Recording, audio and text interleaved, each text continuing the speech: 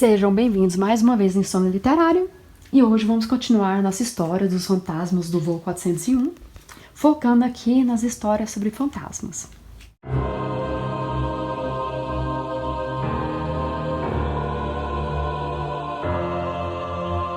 E pra dar uma descontraída, eu vou contar uma situação aqui minha, pra vocês que não é de fantasma, é de problemas no avião. Eu, meu marido e meus 2 filhos, a gente tava embarcando, tinha acabado de embarcar. E o avião não embarcava, assim, não decolava, né? Não decolava. E eu vi que o negócio estava demorando. De repente, o piloto, falando aquele alto-falante, olha, gente, a gente tá com um probleminha aqui, que vai atrasar o voo, mas já vai trocar a peça aqui, vai arrumar, e a gente, é uma coisa muito simples, e a gente vai decolar. Desculpa o atraso e tudo mais. E lógico que eles estavam servindo um suquinho de maracujá pra ninguém reclamar. Eu, Lana, não ia deixar esse negócio barato. Eu só falei bem alto, porque, gente, eu não preciso falar muito alto. Minha voz já é alta, mas imagina a Lana aqui falando num lugar fechado alto. Eu só falei bem alto. Eu não quero andar em avião remendado. Meu marido só me deu aquela olhada assim, porque ele é o politicamente correto e eu sou a doida. Ele só falou assim, cala a boca. Você vai espalhar medo. Eu falei, você pensa que eu quero o quê? Eu quero espalhar medo mesmo, eu não quero ir em avião remendado, você não fica com medo, não? Aí ele olhou assim pra mim calado. E isso, na minha voz normal, já é alta. Então assim, primeiro eu gritei, depois eu falei, e todo mundo, aí só começou isso que é desburburinho. Eu falei, pronto, sementinha da discórdia já foi plantada. Mas gente, eu sinceramente, eu não queria andar em avião remendado também não. Eu falando sério, eu falei brincando, mas eu falei com medo. Eu só sei que no meu interior, tentando transparecer a minha face tranquila aqui, comecei a rezar. Falei, Deus, eu não quero ir em avião arrebentado, não. Se for pra dar merda, que a gente mude de avião ou que não dê certo. E eu tava pensando na possibilidade também, gente, de ter coragem de chegar pro meu marido e falar, eu quero sair do avião, não vou ficar nesse avião, não. Aí eu tava respirando, porque por mais que eu ia ter que convencer o meu marido, e também uma repercussão lá, porque eu ia brigar com todo mundo da companhia, porque eu não ia andar em avião remendado. Aí, graças a Deus, depois de muito tempo, eu lembro que atrasou muito, o piloto falou, gente, vamos todo mundo embora, vamos pegar outro avião. Eu, uhul, consegui. Eu só olhei assim e falei, graças a Deus, graças a Deus.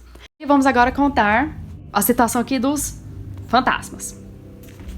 Os fantasmas, gente, que praticamente apareceram foi do piloto, nosso Bob Loft, e do nosso engenheiro de voo, que é o, que eu tô procurando aqui na página, o Ripple.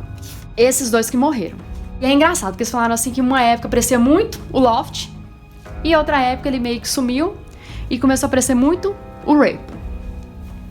E não foi imediatamente após o acidente que começou a acontecer, não. Foi 3 meses após o acidente que ocorreu, segundo o autor, que ele teve acesso. Por quê? Essa segunda parte aqui não teve documentos oficiais, porque quando ele foi procurar, não tinha. Assim, eles jogavam fora. Não tinha nenhum relato de fantasma. Mas, então, ele começou a descobrir através de quem? Das próprias aeromoças, das comissárias. Uma comissária chamava a outra e falava, ele tá escrevendo um livro, dá o seu relato.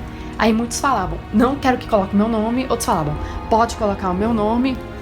E outros falavam, eu não vou aparecer lá nem morta. E nesse caso, era relatado o fato que aconteceu, que era de ciência pública aí entre os comissários, o que tinha acontecido. O primeiro relato, gente, foi em março de 1973. 2 aeromoças, a Jeanne e a Denise, no voo L1011, elas estavam resolvendo umas questões lá na cozinha. Só sei que a Jeanne e ela se desencontraram. Quando um pegou o elevador para descer, a outra pegou o elevador subindo. Eu sei que deu uma confusão lá, que as duas se desencontraram. Acontece que a Jeanne sabia que a Denise estava lá embaixo e desceu para encontrar a Jeanne. E não encontrou ela lá de jeito nenhum. Mas ela sabia que a Jeanne estava lá embaixo porque sentia uma presença muito forte de alguma pessoa lá. E a Jeanne era uma grande palhacinha. Então ela pensou assim, a Jeanne tá escondida entre os armários aqui pra me dar um susto. E meio que ela começou a procurar, né? Já com aquela coisa assim, eu vou fazer de tudo pra não levar um susto. E não achou a Ginny de jeito nenhum.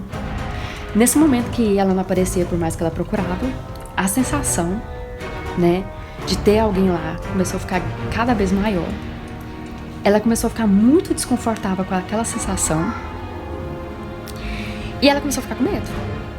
Ela começou a ficar com tanto medo que ela começou a ficar meio tonta e começou a se apoiar nas paredes pra evitar ser surpreendida, porque ela já tinha aquela sensação assim, não é a Ginny aqui, porque senão ela já tinha aparecido. No fim, gente, por mais que ela se sentisse boba com a situação, ela saiu correndo no corredor, pegou o elevador e subiu. Quando ela subiu, ela quase tropeçou na amiga dela, a Mid, que era a outra comissária. Ela tava tremendo. E logo, adivinha quem chegou com a Mid? A Ginny.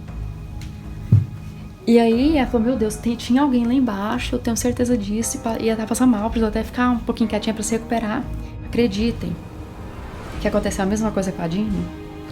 Ela falou que tava na cozinha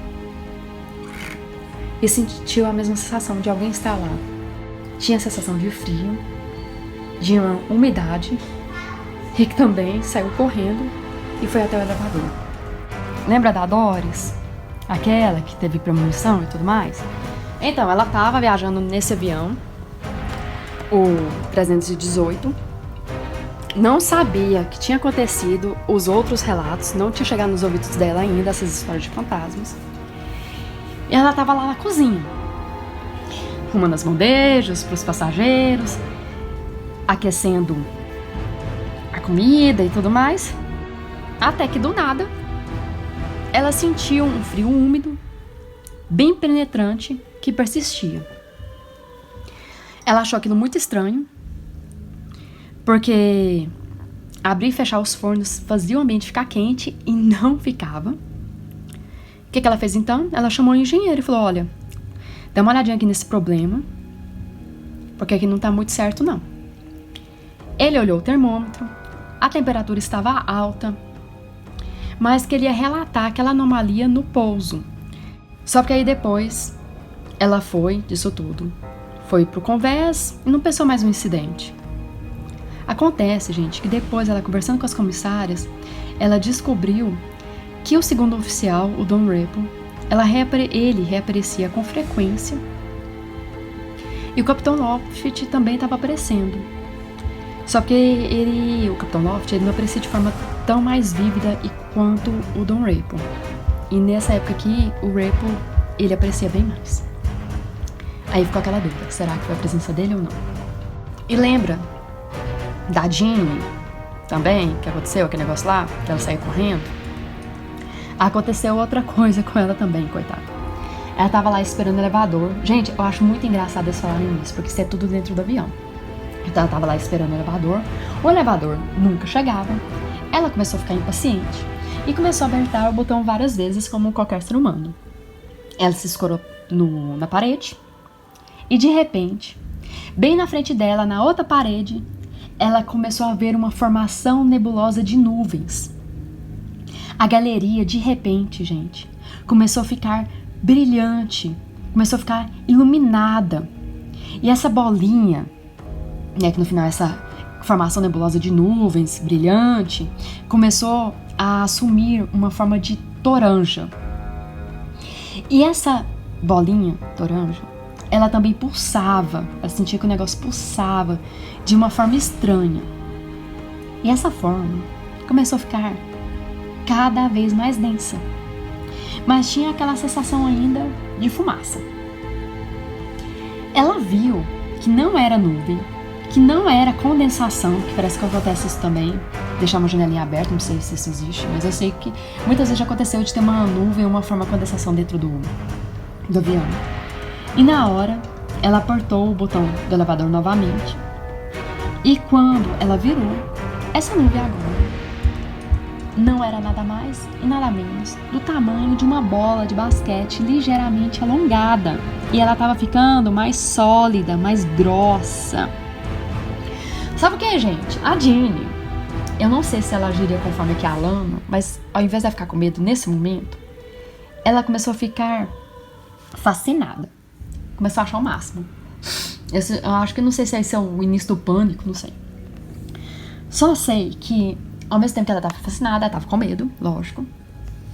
E ela pensou assim, eu vou parar de olhar e esse negócio vai desaparecer. Ela olhou para um lado. E quando olhou de novo para a direção da bolinha, ela tava lá, gente. Tava lá. Aí a nossa amiga Ginny pensou assim, sabe uma coisa? Eu vou olhar pro outro lado e até o elevador chegar e vou fingir que esse negócio aqui não existe. Só porque, gente, a amiga aqui é nossa, a Ginny, ela é ser humano. E a curiosidade, né? Tipo, ela tá olhando pro outro lado e pensa assim, meu Deus, o que será que tá acontecendo? O negócio tá igual, tá desaparecendo, tá aumentando. Eu só sei que se eu fosse a Ginny, eu continuava olhando. Vai que o negócio lá me ataca, ainda sem olhar. Eu quero me defender, pelo menos, não é? Só sei que ela também não conseguiu. Ela foi tentada e continuou olhando. E viu que agora aquela forma, gente, estava formando um rosto. Um rosto. Ela falou assim que estava meio dessólido. Enevoado, mas era um rosto. Ela continuou apertando o botão desse desgramado do elevador. E agora, tinha um rosto completo. Com cabelo escuro, cinza nas laterais e estava até usando um óculos. E estava bem claro do que se tratava. Quando o elevador chegou, ela ignorou essa porcaria desse elevador. Demorou demais, adeus. Ela foi pro banheiro se recompor. E ela ficou lá sozinha no banheiro, tentando ficar mais calma. E ela pensou assim, eu não vou contar isso pra ninguém, que senão o pessoal já vai me dar um laudo médico de loucura. Agora, outra comissária, a Denise Woodruff, e a nossa vidente, Doris Elliott, estavam chegando ao aeroporto de Newark. Elas estavam entrando tranquilamente na sala de comissários de bordo, como elas sempre fazem todas as vezes, e se deparam com a seguinte cena. Meia dúzia de comissários estava discutindo o incidente. E o que se tratava esse incidente? Toda a tripulação, ela estava fazendo o check-in, né? Estava verificando a aeronave, os últimos preparativos para voar. Chegaram os passageiros e eles começaram a fazer o quê, gente? Lógico, sentar. Acontece que eles contam os passageiros, gente, isso eu não sabia. Só sei que elas estavam contando os passageiros. E viu um capitão de uniforme sentado na primeira classe. Eu só sei que ela viu ele ali, deu uma olhadinha pra ele, com todo o respeito. Desculpa, pessoal, um minutinho, a minha mãe vai ter que conversar comigo e ela é feia. Tá, mamãe tem caixinha. Voltando aqui após as interrupções aí, vocês entenderam? Se aqui em casa é assim, imagina do avião com 2 crianças. Mas tudo bem. Só sei que a aeromoça viu o capitão lá e falou pra ele, com toda a educação possível. Será que o senhor se enganou e não deveria estar sentado no banco de trás? Só sei que esse homem, ele tava olhando pra frente, nem deu o trabalho de responder e nem deu o trabalho de olhar pra ela, tipo assim, sabe? Ignorou, como se ela fosse um fantasma. Só sei que ela, né, treinada para aquele tipo de situação, chegou e falou: perdão, mas é que eu tenho que verificar se o senhor está fora ou como um piloto de salto ou como de primeira classe. O senhor poderia me ajudar? O nosso capitão nem se moveu e ela ficou intrigada. A Diane, a supervisora de voo, juntou-se a ela. Ela falou assim, Diane, vem aqui me ajudar porque eu tô com um leve probleminha aqui e sabe como é que é, né? É piloto. As duas chegaram lá perto dele. Gente, tava as duas e um monte de passageiros em volta vendo aquela situação. Você pensa que os passageiros não deram uma viradinha no pescoço pra trás pra saber o que não tava acontecendo? Eu virava mesmo e olhava e decorava a carinha do rapaz. Só sei que as duas chegaram lá. O homem, ele parecia perfeitamente normal, né? Não tava passando mal, não parecia ser surdo nem nada. As duas não sabiam o que fazer. E aí, a aeromoça chegou ao ponto de ter que ir no cockpit pro capitão ajudar, porque falou, olha, Eu falei, o cara ignorou. A Daiane, supervisora, falou, ele ignorou, então agora é com o senhor. Nosso amigo piloto foi lá porque não tinha ninguém na lista.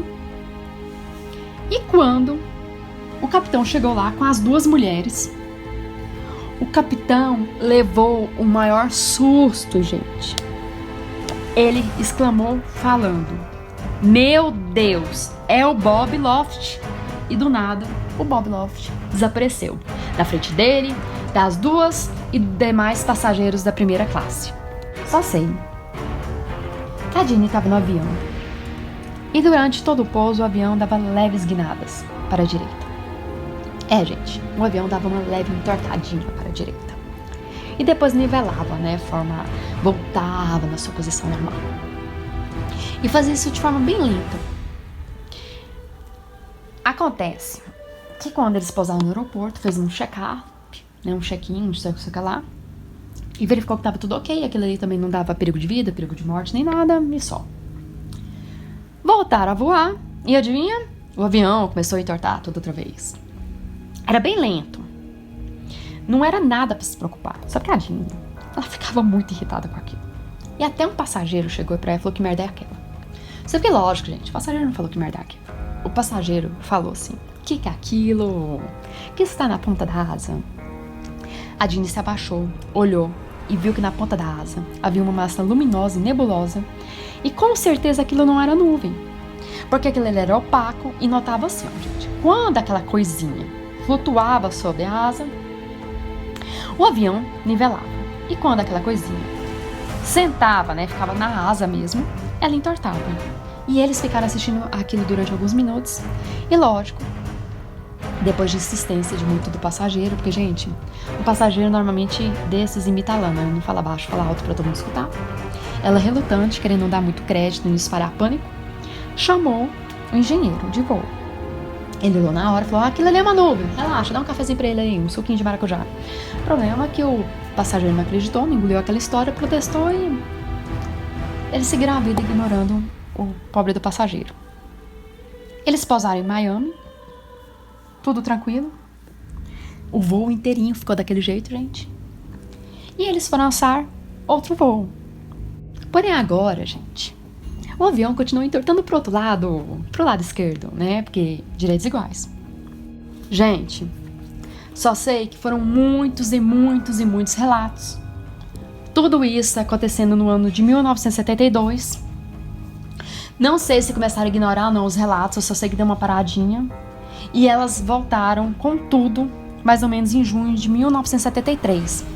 Até a primavera de 74, ou seja, mais ou menos em junho de 74. Foram um ano de relatos, um atrás do outro, de 73 e 74. E agora, essa segunda parte de relatos eram históricos, né? Relatos de aparições mais claras, mais sólidas, mais identificáveis, porque as primeiras, né, eram sempre bolinhas brilhantes. Eram coisas, gente, que aparecia e desaparecia na frente de todo mundo, na frente de piloto, na frente de engenheiro, de comissário. Normalmente eles estavam em voo, a maioria no 318 e também em outras naves irmãs, a L1011. Gente, agora a parte melhor. Lógico que a aviação ignorava, rasgava os papéis, mandava o pessoal pro psiquiatra, né? Acontece, gente, que a melhor de todas foi essa que eu li. O vice-presidente da Eastern, gente, um vice-presidente da aviação, ele um dia entrou no avião e viu o outro piloto sentado. E quando ele viu, gente, quando ele percebeu, era o Bob Loft. E o Bob de Loft, ele desapareceu simplesmente na frente dele sem deixar nenhum tipo de vestígio. E agora, amigo, o que você me diz? Legal, né? O Repo, gente, ele também era visto muito, principalmente nos voos 317 e 308. Um dia, quando a tripulação estava entrando no avião, e o avião estava sendo abastecido nesse momento, a tripulação do buffet tinha deixado o avião e falou que não ia entrar mais lá, porque tinha visto o Repo na cozinha e ele desapareceu na sua frente. Outras pessoas escutaram batidas fortes no buraco do diabo, né, aquele lugarzinho que eu falei pra vocês. Eles foram lá e viram o Repo. Outras pessoas viram Repo no assento do painel do engenheiro e ele disse: você não precisa se preocupar com pré-voo, eu já fiz isso. e quase imediatamente ele desapareceu. Viram o Raypo consertando um forno na cozinha. Um piloto disse que viu o Raypo, e esse falou que outro acidente naquela proporção nunca mais ia acontecer. Uma passageira, ela sentou ao lado de uma pessoa uniformizada, na primeira classe, e ela ficou incomodada porque ele parecia doente e pálido. Ela chegou a conversar com ele, e nada, o homem não olhou para a cara dela e nem conversou. Outros passageiros, à medida que entraram na primeira classe, também viram. Como a aparência dele estava muito péssima, chamaram a aeromoça para ajudar um possível doente. E ele simplesmente desapareceu na frente de todo mundo. Inclusive deixou a mulher histérica, que estava do lado dele. E quando pediram para identificar a pessoa, ela reconheceu o Raypo na foto. O Raypo, ele avisou uma vez que haveria uma falha elétrica e, sem pensar duas vezes, o capitão pediu uma nova checagem e foi descoberto um circuito defeituoso. Alguém viu o Raypo no espelho da porta do forno, correu para chamar outra pessoa e juntas desceram para a cozinha, e essa pessoa também viu. E chamaram um engenheiro, ele também viu, e o Raypo disse: cuidado com fogo neste avião. E ele desapareceu, e o voo, gente, o avião, ele pousou sem incidentes. Porém, quando foi continuar o voo, eles notaram que o motor número 3 não ligou e que o reparo não era simples e que teria que ter uma substituição completa. O capitão Morgan nunca voou na Eastern, mas já tinha escutado várias histórias. Um dia no aeroporto de Phoenix, em Arizona, ele pousou o avião ao lado do L-1011 e tinha vários carros de polícia com luzes acesas em volta deste.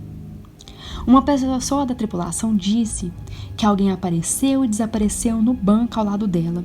E como ela gritava, gente, a mulher, ela gritava tanto, ela ficou histérica, que ninguém conseguia fazer calar a boca.